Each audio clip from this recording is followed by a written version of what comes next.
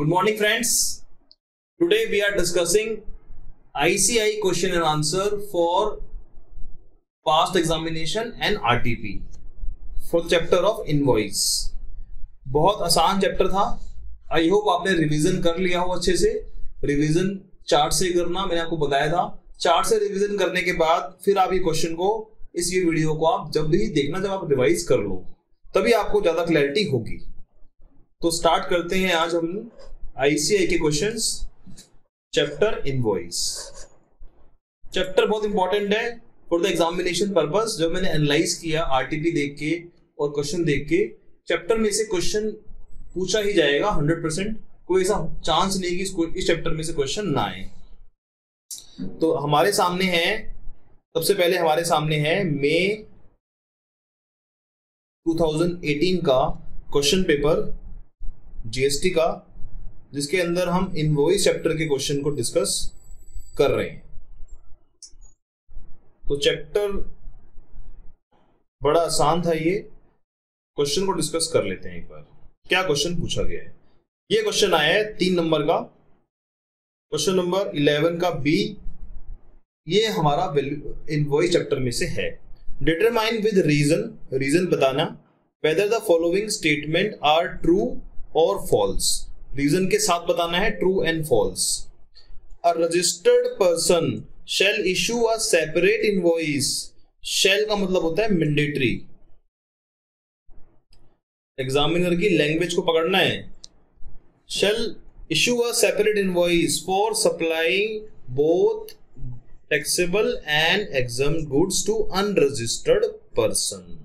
याद करो अपना बिल ऑफ सप्लाई का कंसेप्ट. हमने पढ़ा था बिल ऑफ सप्लाई के लिए करते हैं हम. बिल ऑफ सप्लाई कब इशू करते हैं? जब एग्जम्प्ट सप्लाई देते हैं या कंपोजिशन डीलर.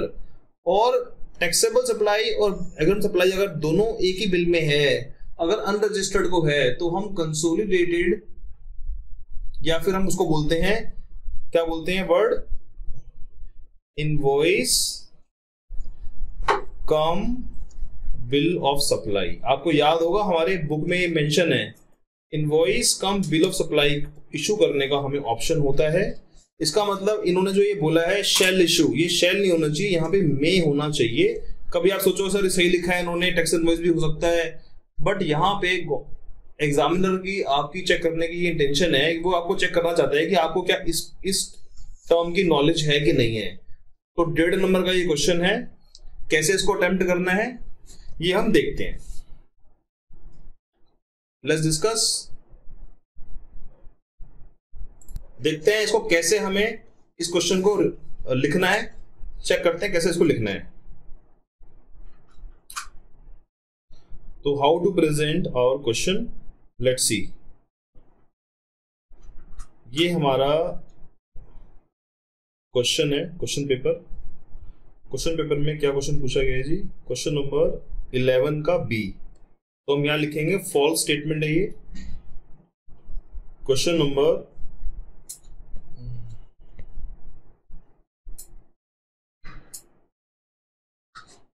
आप लिखेंगे आंसर टू क्वेश्चन नंबर 11 का बी पार्ट. बी पार्ट में पहला पार्ट में आप लिखेंगे, पहले आप लिखेंगे फॉल्स. पहले आप फॉल्स लिखेंगे.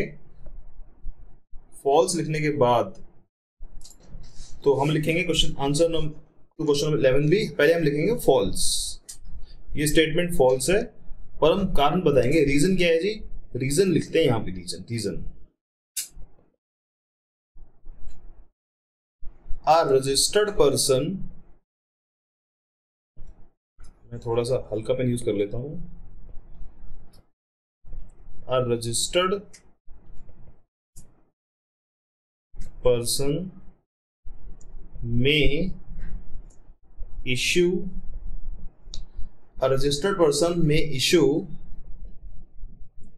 invoice cum bill of supply for supplying taxable and exempt supply both, जैसे कर देते हैं both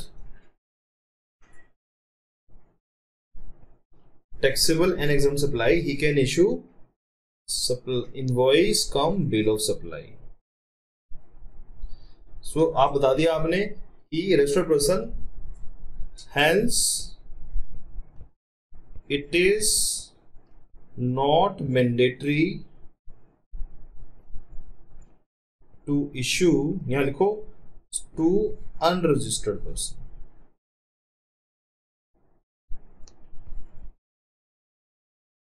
It is not mandatory to issue tax invoice for the given case. बस खत्म कहानी। हमने कहा जी ये हमारा जो है ये आपकी स्टेटमेंट फॉल्स है, ये लो जी इसका आधा नंबर, और ये आपने बताया हमारे को सही रीजन जिसका हम आपको इंतजार कर रहे थे, ये आपने बताया सही रीजन, उसका लो जी आप 1 नंबर, तो हम आपको देंगे 1.5 नंबर आपको दे देंगे। सिंपल क्वेश्चन था, हमने ये पढ़ा हुआ था ऑलरेडी, हमने इस स्टेटमेंट को फॉल्स ठहरा दिया। आगे चलते हैं जी, क्या क्वेश्चन पूछा है उसने। अगला ये क्वेश्चन पूछ रहा है, a banking company, a non banking financial company भी कवर्ड होती है, can issue a consolidated tax invoice at the end of the month every month for supply made during the year. तो यस हम पढ़ चुके हैं इसको, क्वेश्चन नंबर 11 के बी पार्ट को भी हम पढ़ चुके हैं, तो यहीं पे आंसर हम शुरू कर देंगे अपना, यहीं से शुरू कर देंगे आंसर यहीं पर ही, क्योंकि अगर ये सेम क्वेश्चन है, सेम पार्ट है, तो यहीं पे इसका आंसर हम शुरू कर सकते हैं, हमें अलग से पेज पे जाने की जरूरत नहीं है। तो यह लिखेंगे yes true, a banking company, अब हम ज्ञान भी दे रहे हैं थोड़ा सा, अ बैंकिंग कंपनी और नॉन बैंकिंग फाइनेंशियल कंपनी में वर्ड है, में issue consolidated tax invoice or other document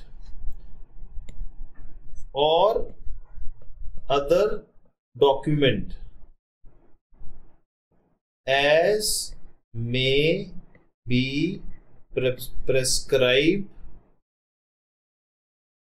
by the government। हमने कहा जी इनको पास कोई अदर डॉक्यूमेंट इशू करने की पावर है इन ल्यू ऑफ टैक्स इनवॉइस। आपको याद होगा PVR, multiplex theatre, GTA, banking company, इनको हमने कहा था कि इनके लिए हमने कहा था कि ये लोग टैक्स इनवॉइस की जगह कोई अदर डॉक्यूमेंट भी इशू कर सकते हैं अगर गवर्नमेंट ने प्रेस्क्राइब किया हुआ है, और बैंकिंग कंपनी को और नॉन बैंकिंग फाइनेंशियल कंपनी को गवर्नमेंट ने प्रेस्क्राइब किया हुआ है कि वो जो डॉक्यूमेंट या स्टेटमेंट देंगे उसको हम टैक्स इनवॉइस मान लेंगे।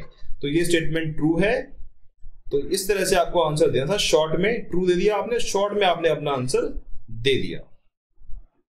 तो ये हमारा बहुत सिंपल क्वेश्चन आया था, मई 18 में बहुत सिंपल क्वेश्चन आया था, 3 नंबर का क्वेश्चन आया था, इसका बहुत सिंपल आंसर है जो आपने कर दिया। इसके अलावा कोई क्वेश्चन नहीं आया है इसमें। इसके बाद हम करते हैं अगला question paper.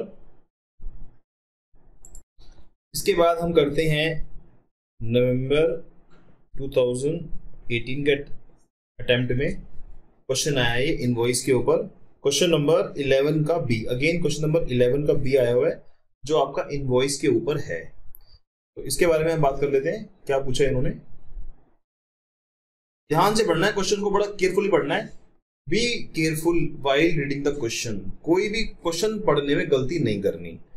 Lakhan provides continuous supply of services, कितना अच्छा क्वेश्चन है सर, खुद बता रहा है ये कॉन्टिन्यूस सप्लाई ऑफ सर्विस है, नहीं तो हमें ढूंढना पड़ता, सोचना पड़ता कि क्या कंडीशन होती है, 3 महीने से ज्यादा होना चाहिए, रेकरिंग होना चाहिए, एग्रीमेंट होना चाहिए, बट इसने खुद हमारी हेल्प कर दी कि ये कॉन्टिन्यूस सप्लाई ऑफ सर्विस है।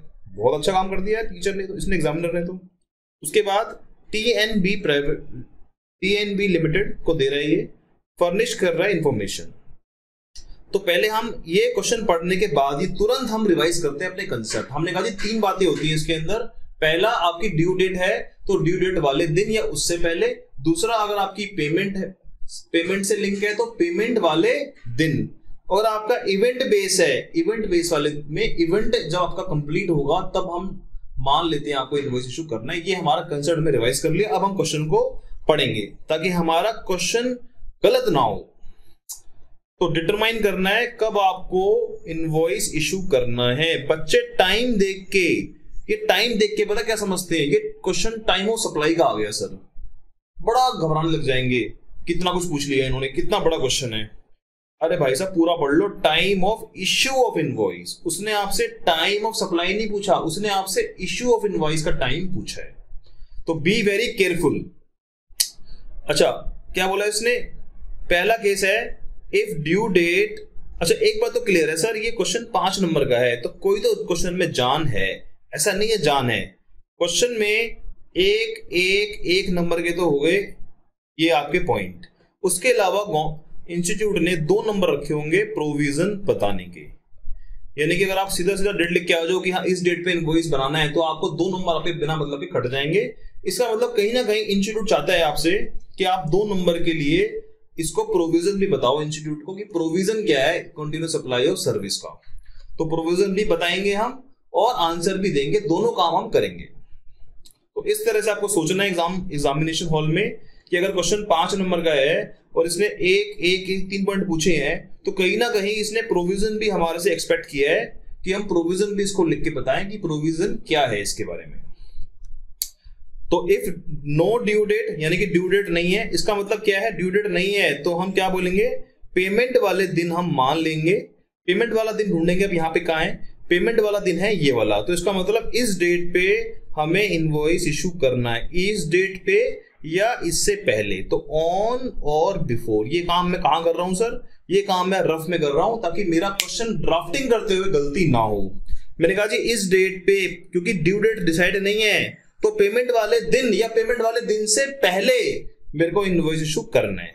फिर मैंने कहा जी मेरी पेमेंट लिंक है कंप्लीशन ऑफ सर्विस से, यानी कि मेरे इवेंट बेस्ड सर्विस है, मेरी इवेंट कंप्लीट होगी तो मेरा टाइम इशू इनवॉइस इशू करने का मेरा टाइम आ जाएगा। तो मैंने कहा payment is link to completion. अब देखो कंप्लीशन का है, डेट ऑफ कंप्लीशन का है, ये वाली है। तो मैं बोलूंगा on or before 31st Jan 2018 को इस केस में होना चाहिए। उसके बाद कह रहा है पेमेंट की ड्यू डेट डिसाइड कर रहे हैं, ये ड्यू डेट है तो ड्यू डेट है 25, तो 25 या 25 से पहले मेरे को जीएसटी इनवॉइस इशू करना है। ये मैंने आंसर रफ में कर लिया।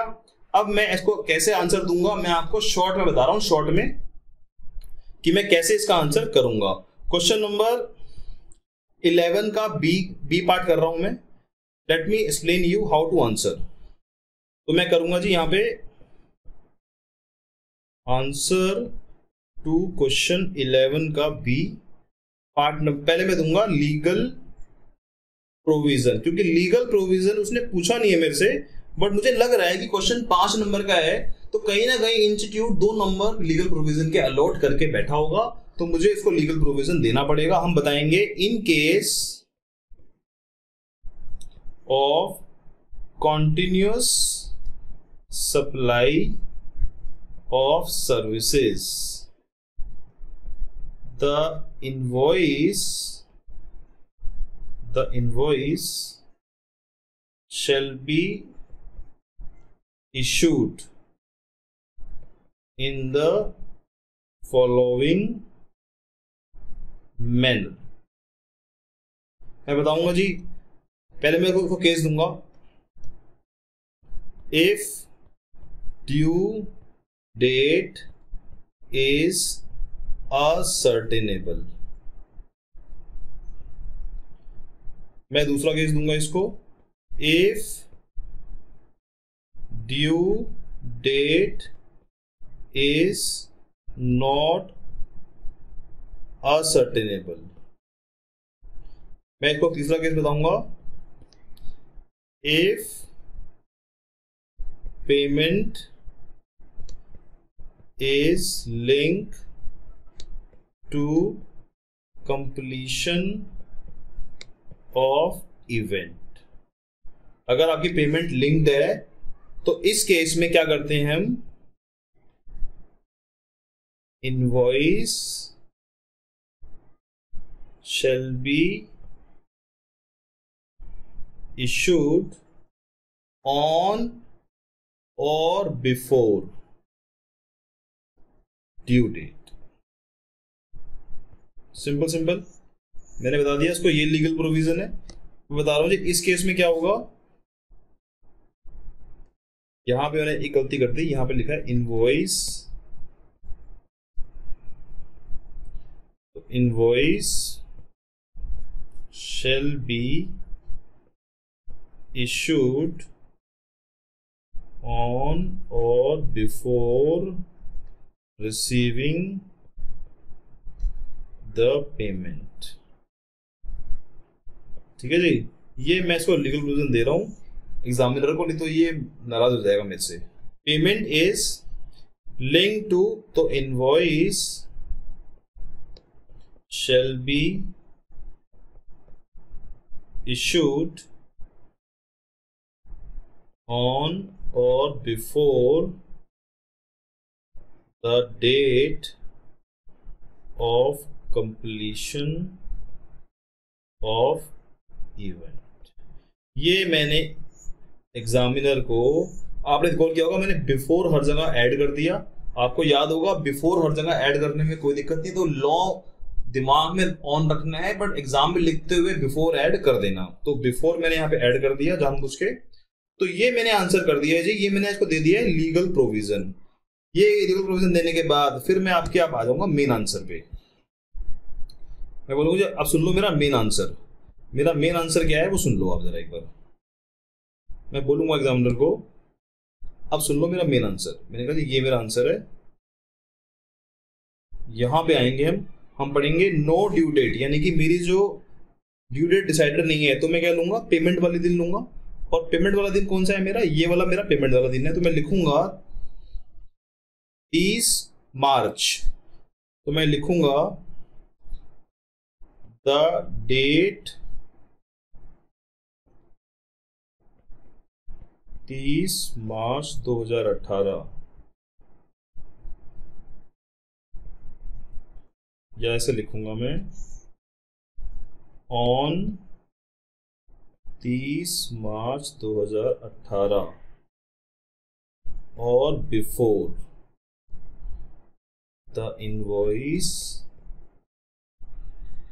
shall be issued। ठीक है जी, आंसर हो गया मेरा, खत्म।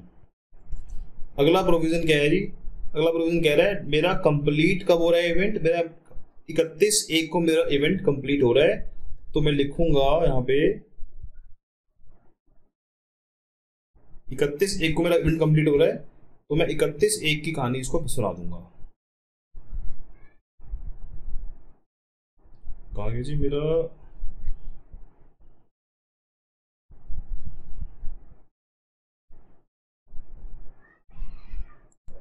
तो मैं लिखूंगा on or before 31/1/2018 the invoice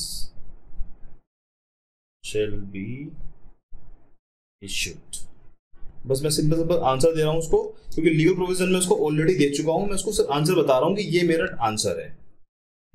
उसके बाद मैंने क्या बोला जी, उसके बाद क्या था आंसर मेरा,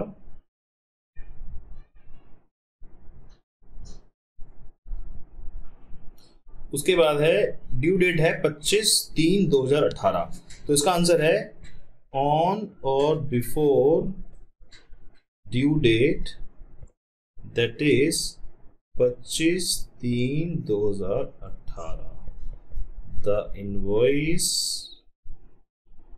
shall be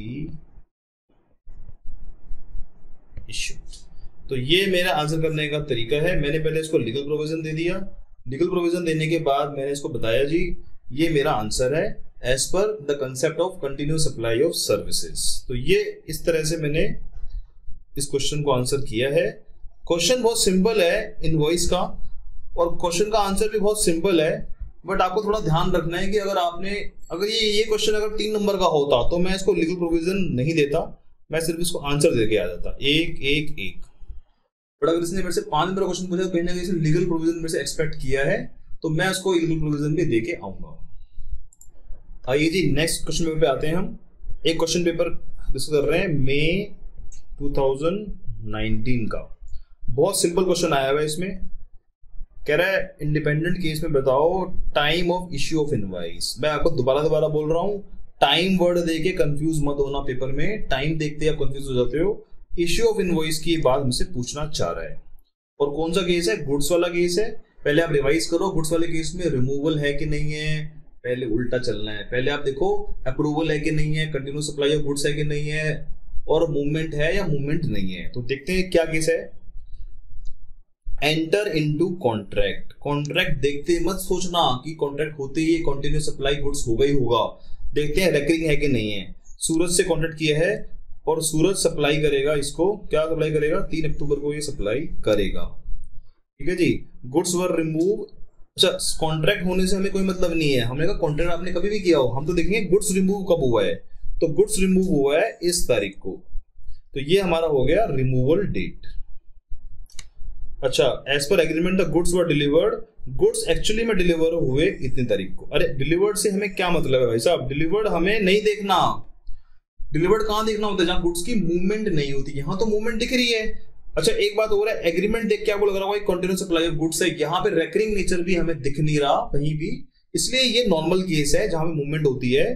तो फिर कह रहा है इनको पेमेंट मिली है 14 अक्टूबर को। तो हम बोलेंगे सिंपल आपका गुड्स रिमूव हुआ है 11 अक्टूबर को, और इस डेट पे on or before this date आपका इनवॉइस इशू हो जाना चाहिए था। हमारा बिल्कुल सिंपल आंसर है ये 2 नंबर का। इसमें हम आंसर भी बताएंगे। हम बताएंगे invoice shall be issued on removal in case of movement of goods. So in this case Suraj Enterprises has removed the goods from factory on 11th of October, so the Suraj Enterprises shall issue an invoice on or before 11th of October। Simple answer है। Simple answer देके हम आगे बढ़ जाएंगे। बिल्कुल भी घबराना नहीं आपको। कितना बड़ा क्वेश्चन है, इतनी कहानी लिखी हुई है। आपको अपनी जगह अपना प्रोविजन क्लियर होगा अगर, तो आपको ढूंढना है एग्जाम में कि कौन से पॉइंट पे मेरे को आंसर मिल गया। आंसर मिल गया आपको, फिर आपको लिखना शुरू कर देना है। अगला क्वेश्चन है, ट्रस्ट एंड फंड लिमिटेड ने इवेंट करा है। आप सोचोगे सर इवेंट सुनते ही आपको दिमाग थोड़ा हिल जाएगा। इवेंट का मतलब है सर कि इवेंट कंप्लीट होगा। इवेंट कंप्लीट होता है, वो वाला जो कंसेप्ट है वो सिर्फ कंटिन्यूअस सप्लाई वाले केस में लगता है, अदरवाइज नहीं लगता। अदरवाइज हम नॉर्मल प्रोविजन लगाते हैं। तो इवेंट कंप्लीट जब तक वो आपको बोलेगा नहीं कि आपकी कंटिन्यूअस सप्लाई है सर्विस वाली, और उसका जो इनवॉइस बनना है या पेमेंट होनी है वो इवेंट बेस है, तभी आपको वो वाला प्रोविजन लगाना है। अदरवाइज इवेंट देख के कहीं भी वो वाला प्रोविजन मत लगा देना। तो इवेंट कंप्लीट हुआ जी, सर्विस हमने दी, इवेंट कंप्लीट हुआ 5 जून को, ठीक है, और पेमेंट हुई 19 जून को। गलती से भी ये मत करना कि 5 जून को इवेंट कंप्लीट हुआ तो 5 जून को इनवॉइस कटना चाहिए। ये ऐसा नहीं है केस। जो इवेंट वाला केस है वो सिर्फ कंटिन्यूअस सप्लाई ऑफ सर्विस के केस में जब आप पेमेंट को इवेंट से लिंक करते हो तभी हम उस डेट पे लगाते हैं। ये हमारा नॉर्मल सर्विस है, और नॉर्मल सर्विस में हम देखेंगे 30 days from completion of service. तो हम बोलेंगे जी 30 जून को आपकी सर्विस कंप्लीट हुई है, 5 जून को आपकी सर्विस कंप्लीट हुई है, तो 5 जून के 30 दिन के अंदर हम आपको इनवॉइस इशू करना है। हम लिखेंगे in case of normal services other than banking and non financial companies we have to issue invoice within 30 days from the completion of services. Service complete हमारी 5 जून को हुई है, तो 5 जून से 30 दिन के अंदर अंदर हमें इनवॉइस इशू करना है। ये आंसर दोगे आपका आंसर ठीक होगा। तो ध्यान रखना, इवेंट को देख के कभी कंफ्यूज मत होना कि हमेशा ये इवेंट वो वाला इवेंट है जब इवेंट कंप्लीट होता है। जो मैंने आपको एग्जांपल दिया था 7 फेरे वाला, वो 7 फेरे वाला एग्जांपल है, वो सिर्फ और सिर्फ कंटिन्यूस सप्लाई ऑफ सर्विस के लिए था। नॉर्मल इवेंट कंप्लीट हो रहा है तो उसको हम इवेंट कंप्लीट, सर्विस कंप्लीट मान लेंगे और उसके 30 दिन में हमें इनवॉइस देना होता है। तो ध्यान रखना, इस यहां पे बिल्कुल भी गलती मत करना इवेंट देख के। चलो जी आगे बढ़ते हैं। एक क्वेश्चन आया हुआ है ईवी बिल के ऊपर, नवंबर 2020 में। पढ़ते हैं जी, क्या क्वेश्चन आया है। It is mandatory to furnish detail of conveyance part B of e-way bill. Comment on the validity of above statement with reference to e-way bill provision. आप पढ़ चुके हैं ई-वे बिल के प्रोविजन। सिंपल ये बोल रहा है कि सर पार्ट ए क्या पार्ट बी भी कंप्लीट करना जरूरी है। आपको पता होगा जब तक आप पार्ट बी कंप्लीट नहीं करोगे आपका ई-वे बिल कंप्लीट माना ही नहीं जाता। ई-वे बिल कंप्लीट माना नहीं जाता तो ई-वे बिल बनेगा ही नहीं, ई-वे बिल कंप्लीट ही नहीं माना जाएगा, क्योंकि पार्ट ए को हम कंप्लीट करने के बाद पार्ट बी भरना जरूरी है। पार्ट बी जब आप ए भरते हो तो ए रहता है वैलिड 15 दिन तक, उसके बाद पार्ट बी आप भरना होता है। अगर पार्ट बी आप नहीं भरोगे तो ई-वे बिल कंप्लीट माना ही नहीं जाता। तो इसलिए हम बोलेंगे यस इट इज मैंडेटरी। अब ये क्वेश्चन 3 नंबर का है, तो इसका आंसर आप कैसे दोगे मैं आपको शॉर्ट में बता देता हूं, बाकी आप पढ़ लेना, क्योंकि this is a theory question. मैं आपको बताता हूं लिखना कैसे है। आप इसमें लिखना validity of this statement. Yes this statement is correct, it is mandatory to furnish. कुछ तो लैंग्वेज आप एग्जाम में क्वेश्चन से चुरा लिया करो बेटा। कुछ लैंग्वेज तो हम क्वेश्चन में दी होती है, एग्जामिनर ने खुद दी होती है कि लोग चुराओ मेरी लैंग्वेज, चुराओ मेरी लैंग्वेज। तो कुछ लैंग्वेज तो हम चुरा लेंगे यहीं से। हम बोलेंगे yes it is mandatory to furnish the detail of conveyance in part B of e-way bill as per rule 138 of e-way bill rules, CGST rules.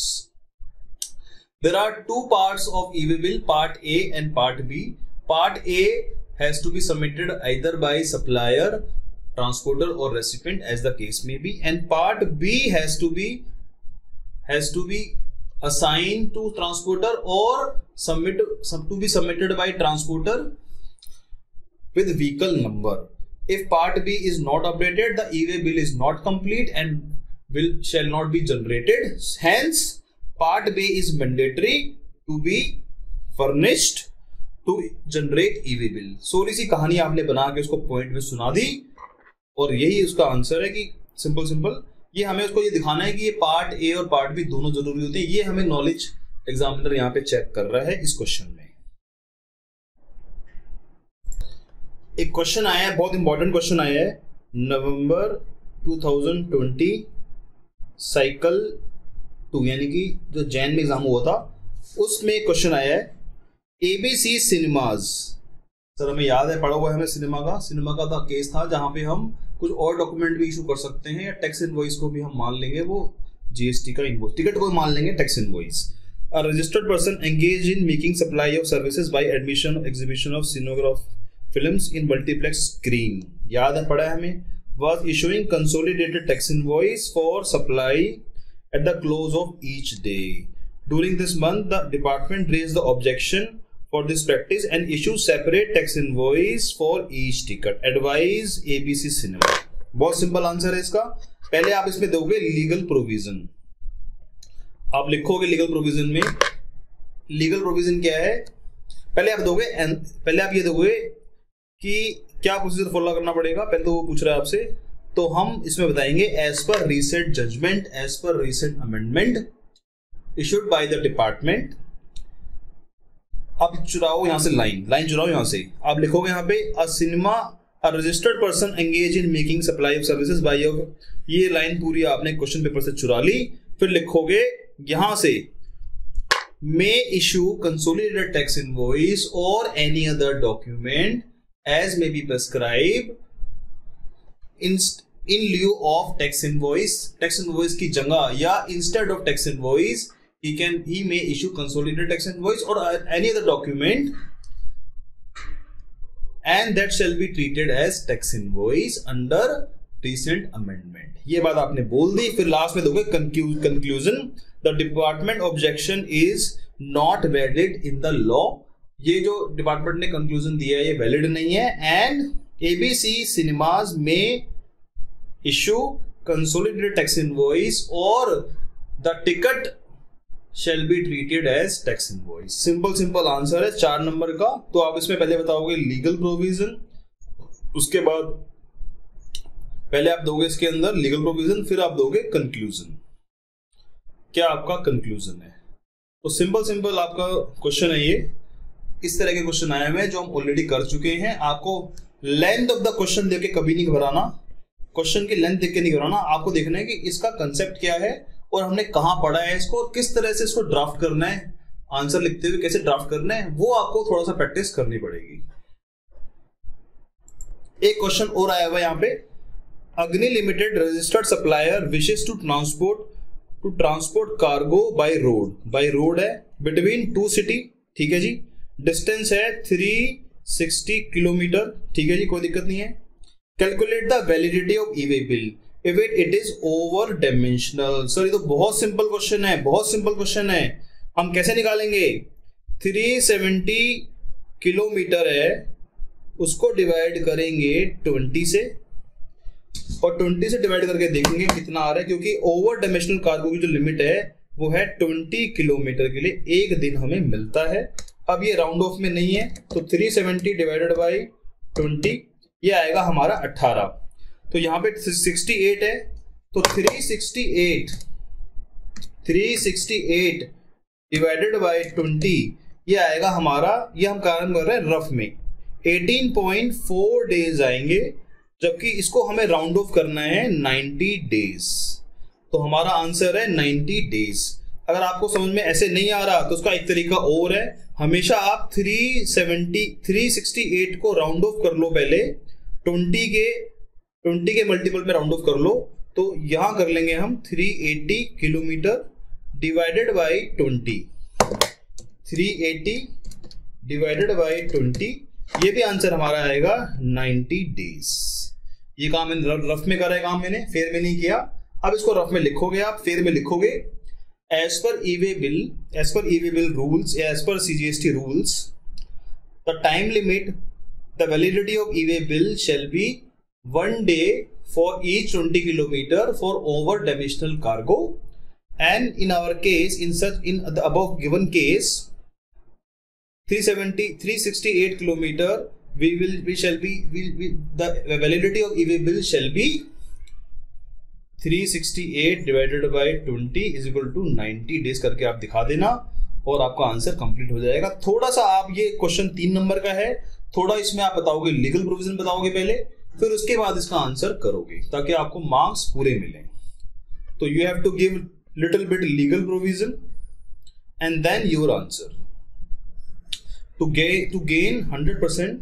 पूरे 3 नंबर लेने के लिए आपको लीगल प्रोविजन बताना पड़ेगा। तो सिंपल क्वेश्चन था ये भी, ये हमने कर लिया। इसी क्वेश्चन में इंस्टीट्यूट मुझे लगता है कि इस बार क्वेश्चन डाल सकता है इस तरह का, जो मुझे लग रहा है, चांस लग रहे हैं बहुत ज्यादा। इंस्टीट्यूट आपको बोलेगा कि हमें मान लो इसी क्वेश्चन में मान लो हमें कवर करना है 40 किलोमीटर। एग्जांपल ले रहा हूं मैं, मान लो ये 40 किलोमीटर है मान लो, और हमें एग्जामिनर ने टाइम दिया हुआ है कि ये हमने ई-वे बिल बनाया 8 AM को, तो 8 AM से 12 AM तक, यानी कि उस डे, ये हो गया फर्स्ट डे 1 हो गया ये, इसको हम डे 1 बोलेंगे। मान लो ये डेट है हमारी 5 मार्च। तो 5 मार्च तो पहला दिन होता है, पहला दिन हमेशा कम मिलता है हमारे को। पहला दिन जो होता है वो हमारा, जो भी आपने पार्ट ए कंप्लीट करा है, पार्ट बी कंप्लीट किया है, पार्ट बी कंप्लीट होने के बाद हम दिन गिनते हैं। तो पार्ट बी कंप्लीट किया हमने 8 बजे सुबह, तो उस दिन का हमें 12 AM तक का ही पहला दिन मिलेगा। पूरा दिन हमें एक दिन मिलेगा 12 AM तक।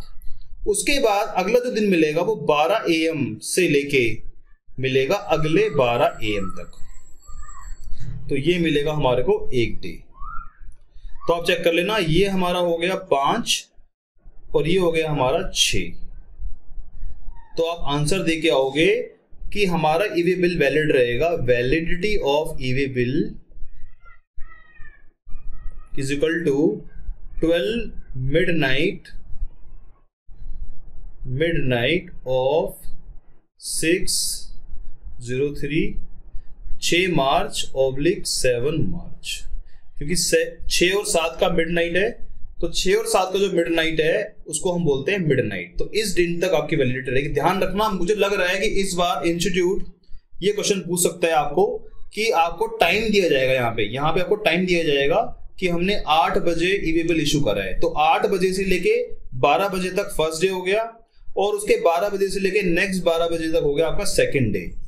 तो इस तरीके से आपको ध्यान रखना है कि पहला दिन हम हमेशा 12 AM तक ही लेते हैं, ये आपको ध्यान रखना है। ये स्पेशल नोटिफिकेशन आई हुई है, FAQ आया हुआ है CBIC का, तो इस पॉइंट पे एग्जामिनर आपको चेक जरूर कर सकता है इस बार। ध्यान रखना आपको निकालना कैसे है, 8 AM से 12 AM तक, 12 AM से आगे आपको सेकंड डे चेक करना है, और आपको लिख के आना है इवैल्यूएटिव ईवेबल 12 ऑफ मिडनाइट। तो ये 6 की भी मिडनाइट है और 7 की भी मिडनाइट है, तो लिख के आओगे 6 मार्च एंड 7 मार्च की मिडनाइट तक हमारा ईवेबल वैलिड रहेगा। तो I expect this question in the examination. ध्यान रखना आपको घंटे कैसे निकालने हैं, पहले डे में 12 AM तक, अगले डे में 12 से 12 AM तक। अब हम डिस्कस करते हैं आरटीपी को, आरटीपी 2020 में क्वेश्चन आया हुआ है एक, discuss the correctness of following statement, once generated e-way bill can not be cancelled. तो आप बोलोगे this statement is false, e-way bill can be cancel within 24 hours if it has not been transported, or if it is transported it has not transported as per the detail furnished। फिर लिखोगे नीचे in case of goods has been transported and has been verified by the officer in transit, then in that case the e-way bill cannot be cancelled। मैं आपको already करा चुका हूं, तो आप बोलोगे फॉल्स और उसका साथ में रीजन बता दोगे कि क्या रीजन है। तो उसने बोला डिस्कस करो, आप मुझसे, मुझे बताओ क्या आपके मन में क्या चल रहा है इस क्वेश्चन के बारे में। तो आप बताओगे फॉल्स और बताओगे ये फॉल्स स्टेटमेंट है और उसका रीजन आप बता दोगे। उसके बाद कह रहा है e-way bill generated in one state is valid in another state. Yes it is true, क्योंकि ई-वे बिल जो कंसेप्ट है वो पूरे हिंदुस्तान में लगता है। तो अगर हमने दिल्ली में बनाया है तो दिल्ली का यूपी में भी चलेगा, यूपी का कहीं और भी चलेगा। तो मैंने अगर दिल्ली से माल लेके जाना है उड़ीसा में और मेरा जो गुड्स जा रहा है दिल्ली हो गए, तो मेरा ई-वे बिल वैलिड होगा। तो मैं लिखूंगा yes e-way bill generated in one state is valid in another state, because e-way bill is generated national wise और ये वैलिड होता है। इसका भी रीजन आप देखे आओगे और इसको आपको आंसर मिल जाएगा। ये आपका सिंपल क्वेश्चन है, इसमें कोई इशू नहीं है। This is very very good question. हम डिस्कस कर रहे हैं इनवॉइस की आरटीपी के क्वेश्चंस। तो आरटीपी है हमारी नवंबर 2019 की आरटीपी है।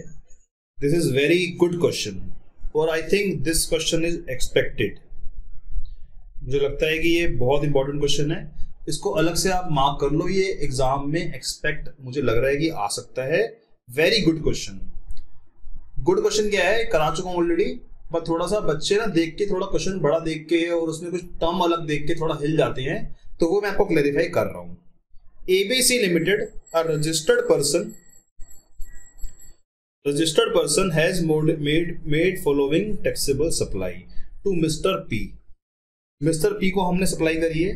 हमने कहा जी इसको हमने नोटबुक दी है 1200 रुपए की, इसको हमने चार्ट पेपर दिया है 600 रुपए का, इसको हमने कलर दिए हैं 500 रुपए के, 900 रुपए का, और ये दिया है हमने। तो ये हमने क्या करा है, उसको इंक्लूडिंग जीएसटी इनवॉइस करा है। बिना क्वेश्चन पढ़े इनवॉइस में से जीएसटी अलग करने मत बैठ जाना। पता लगा सर पहले हम 1200 को ना एक काम करते हैं, पहले हम इनवॉइस जीएसटी हटा देते हैं इसका। पहले क्वेश्चन पढ़ लो यार, पहले जल्दबाजी क्या है हमारे को। पहले हमने देखा इंक्लूडिंग जीएसटी, अच्छा पहले इसका जीएसटी हटाने लग जाओ रफ में। ये काम नहीं करना आपको। पहले क्वेश्चन पूरा पढ़ो, फिर देखो कि इसकी रिक्वायरमेंट है कि नहीं है। अगर इसकी रिक्वायरमेंट है, जीएसटी अलग करना है हमारे को, तो करेंगे। नई रिक्वायरमेंट तो नहीं करेंगे, टाइम खराब क्यों करेंगे अपना। तो पूरा क्वेश्चन पढ़ के ही आपको इस तरह की वर्किंग करनी है, पहले नहीं करनी। ये होगी इंपॉर्टेंट बात। Goods in respect of bill number ये, तो बिल नंबर ये कौन सा है जी, बिल नंबर ये वाला है, कोई दिक्कत नहीं है। बिल नंबर ये वाला और बिल नंबर ये वाला, कह रहा है has been return by P. अब याद करो, अगर हम गुड्स रिटर्न करते हैं तो हम क्या इशू करते हैं, क्रेडिट नोट इशू करते हैं। कौन करता है, सप्लायर इशू करता है, कोई दिक्कत नहीं है जी। You are required to advise ABC limited whether E can issue consolidated credit note. आपको याद होगा हमने पढ़ा था कंसोलिडेटेड टैक्स इनवॉइस, वहां पे लिखा हुआ था नीचे कि कंसोलिडेटेड टैक्स इनवॉइस का प्रोविजन अगर क्रेडिट नोट आ गया तो सेम प्रोविजन हमें लगानी है। बट वहां पे आपको थोड़ा सा यहाँ पे एक डिफरेंस है, वहां पे एक बात लिखी हुई थी कि अगर आपका जो इनवॉइस है वो 200 रुपए से कम का है तो ही हम इशू करते हैं कंसोलिडेटेड टैक्स इनवॉइस, और वो भी इशू होना चाहिए B2C के केस में, यानी कि अनरजिस्टर्ड बंदे को बेचा है तो ही हम इशू करते हैं कंसोलिडेटेड टैक्स इनवॉइस, वो भी उसने डिमांड ना करा हो, तो ये बातें पूरी होती हैं तब इशू करते हैं कंसोलिडेटेड टैक्स इनवॉइस। यहां थोड़ी सी स्टोरी अलग है, यहां स्टोरी अलग कैसे है दिखाता हूं मैं आपको। ये एक बंदा है, इसने इनवॉइस इशू करे, इनवॉइस नंबर 1 2 3, और ये सारे B2B इनवॉइस हैं, यानी कि मैंने किसी कस्टमर को नहीं दिए, मैंने किसी रजिस्टर्ड पर्सन को ही दिए हैं। अब मैं कह रहा हूं जी इसमें से कुछ बिल रिटर्न हो गए हैं, तो जब मैं रिटर्न करता हूं तो गवर्नमेंट कह रही है क्या आप एक क्रेडिट नोट बनाओगे टोटल, इसके अंदर रेफरेंस दे दोगे कि ये भी रिटर्न है, ये भी रिटर्न है, 2 नंबर 3 नंबर रिटर्न है, या फिर आप क्या करोगे अलग अलग क्रेडिट नोट बनाओगे, credit note number 1 for invoice number 2, credit note number 2 for invoice number 3। पहले ऐसे चला करता था, गवर्नमेंट ने इसके अंदर एक अमेंडमेंट लेके आई है। गवर्नमेंट बोला कि अगर आपके बहुत सारे बिल हैं और उसका एक रिटर्न हो रहा है तो आप एक क्रेडिट नोट भी बना सकते हो। ये अमेंडमेंट का पार्ट है जो मुझे आपको यहाँ कवर कराना था। तो यहाँ पे ध्यान रखना, क्रेडिट नोट इनवॉइस की बात नहीं कर रहा, क्रेडिट नोट अगर आपने एक ही पार्टी से, अगर पार्टी ये मिस्टर एक्स है ये मिस्टर वाई है, तो मिस्टर वाई के बहुत सारे बिलों के अगेंस्ट, मिस्टर वाई के बहुत सारे बिलों जो हमने इशू करे थे मिस्टर वाई को, तो मिस्टर एक्स के बहुत सारे बिलों के अगेंस्ट हम एक क्रेडिट नोट इशू कर सकते हैं। ये क्रेडिट नोट कौन इशू करेगा, सप्लायर इशू करेगा मिस्टर वाई को। तो हमारे इस एग्जाम्पल में हमें ध्यान रखना है इस एग्जाम्पल में कि यहां पे हम कंसोलिडेटेड टैक्स इनवॉइस इशू कर सकते हैं। तो हम यहां पे आंसर लिखेंगे, मैं आपको बता रहा हूं शॉर्ट में, यस, तो यस ABC लिमिटेड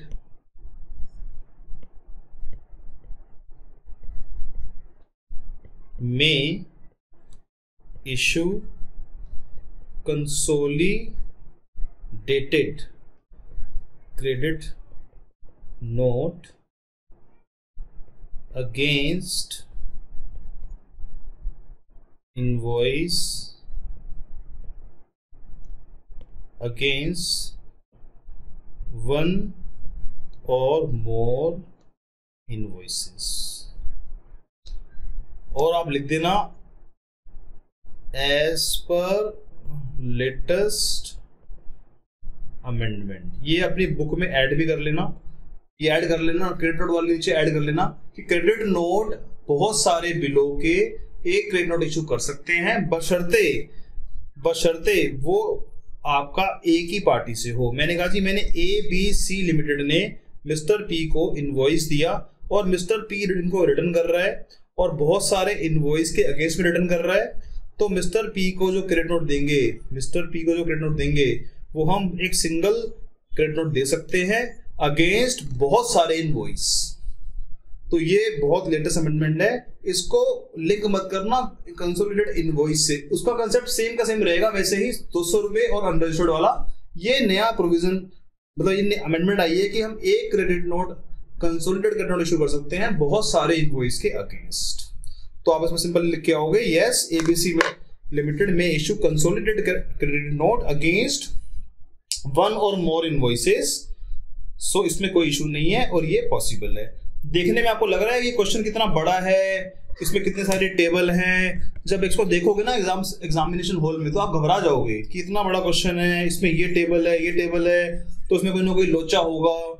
अरे भाई साहब इसके नंबर देख लो कितने नंबर का क्वेश्चन है। ये क्वेश्चन सिर्फ 4-5 नंबर का है और आपको इसमें सिर्फ ये बताना है कि ये अमेंडमेंट आ गई है और ये इशू कर सकता है। तो इस टेबल पे मत जाना, अपने कंसेप्ट पे जाना। ये बार बार आपको बोल रहा हूं, क्वेश्चन की लेंथ देख के क्वेश्चन के मतलब मुश्किल होने का अंदाजा मत लगाया करो। एक क्वेश्चन और आया हुआ है आपके नवंबर 2020 की आरटीपी में। अच्छा क्वेश्चन है। अक्सर क्या होता है बच्चे केस स्टडी देख के थोड़ा घबरा जाते हैं कि सर इतनी बड़ी केस स्टडी कैसे करेंगे हम। तो ध्यान रखना हर केस स्टडी अपने आप में एक इंडिपेंडेंट है। जैसे कि ये केस स्टडी आई हुई है, केस स्टडी नंबर 1, ठीक है जी, ये एक एमसीक्यू क्वेश्चन है। तो ये इसके क्वेश्चन है, उसके बाद ये केस स्टडी खत्म हो गई, ये नई केस स्टडी आई है आपकी। तो पहले आपको केस स्टडी पढ़नी है, फिर उसका आंसर सोचना है। तो पहले इसका तरीका ये है कि पहले आप क्वेश्चन पढ़ लो। अगर आप क्वेश्चन पढ़ लोगे तो आपको ये कहानी जल्दी समझ में आ जाएगी। अगर आप क्वेश्चन नहीं पढ़ोगे तो आप फालतू की कहानी में टाइम लगा दोगे। तो केस स्टडी करने का तरीका क्या है दोस्तों, पहले क्वेश्चन पढ़ो, पहले आप क्वेश्चन के ऑप्शन देखो, ऑप्शन देखने के बाद ये देखो जी कह रहा है ये पढ़ने के बाद ये आंसर देने हैं। एग्जामिनर कह रहा है पहले मेरी ये पूरी कहानी सुन लो, ये कहानी यहां से लेके और यहां तक की कहानी है। ये कहानी पढ़ने के बाद जब आपने पूरी कहानी पढ़ ली फिर आप मेरे को ये आंसर दे दो, ये आंसर दे दो मेरे को, और ये आंसर एक नंबर के हैं।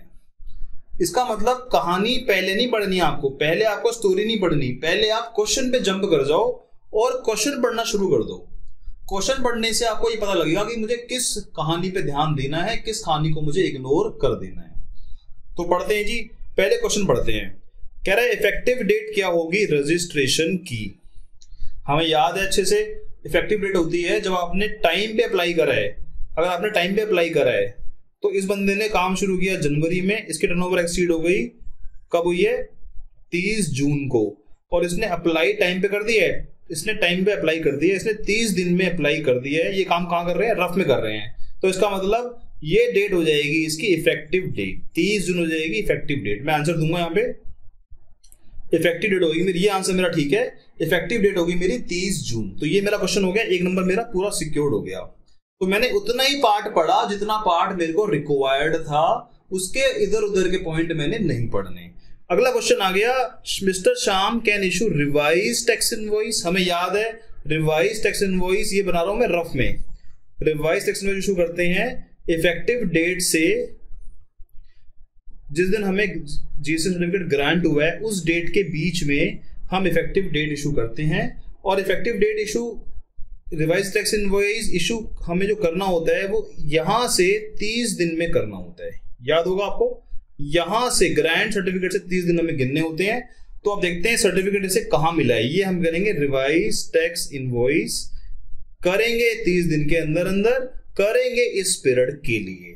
तो ये पूछ रहा है आपसे कि किस तारीख तक, टिल किस डेट तक ये रिवाइज टैक्स इनवॉइस, ये हमारे से ये वाली डेट पूछ रहा है कि 30 दिन के अंदर अंदर इशू, तो किस डेट तक ये रिवाइज टैक्स इनवॉइस इशू कर सकते हैं। अगर हमें ये डेट पता लग जाए तो हमारा आंसर आसान हो जाएगा। ये डेट क्या है जी, अब ढूंढेंगे ये डेट है 25 जुलाई। 25 जुलाई को हमें जीएसटी नंबर मिला है, तो 25 जुलाई को हम लिखेंगे यहाँ पे, ये 25 जुलाई है। तो ये 30 दिन पूरे कब होंगे, 30 दिन पूरे होंगे हमारे अगस्त में, और अगस्त का आंसर ये हमारा आंसर है। दिमाग लगाने की ज्यादा जरूरत नहीं है, ये हमारा सही आंसर है।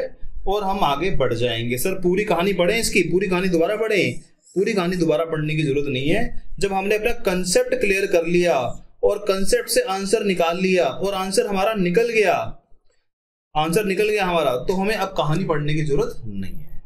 तो मैं आपको बार बार बोल रहा हूं कि क्वेश्चन का जो पूछने का पर्पस है, अगर आप वो पहले पढ़ लो तो आपके नंबर जल्दी सिक्योर हो जाएंगे।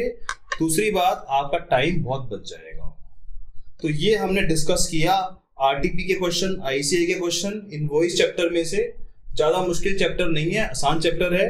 अपने आप भी आप इसको क्वेश्चन को ट्राई करो बिना आंसर देखे, और फिर बाद में आंसर मैच करो, क्योंकि मेरे कराने से काम नहीं चलेगा। मैंने अब करा दिया आपको, अब आपको ये क्वेश्चन खुद भी ट्राई करने हैं घर पे कि मैं कहां पे लैग कर रही हूं या कर रहा हूं। और लैग कर रहे हो तो उसको पॉइंट लिख लो कि इस क्वेश्चन में मुझे दिक्कत आई थी। जब अगली बार वो क्वेश्चन करोगे तो वो दिक्कत दोबारा नहीं आनी चाहिए। अगर दोबारा भी आ रही है तो दोबारा लिखो कि इस क्वेश्चन में सेकंड टाइम दिक्कत आई है मेरे को। तो उस क्वेश्चन पे एग्जाम से रिवाइज करने से पहले, जो पहला दिन होता है आपका, उस क्वेश्चन पे ज्यादा फोकस करके जाना है।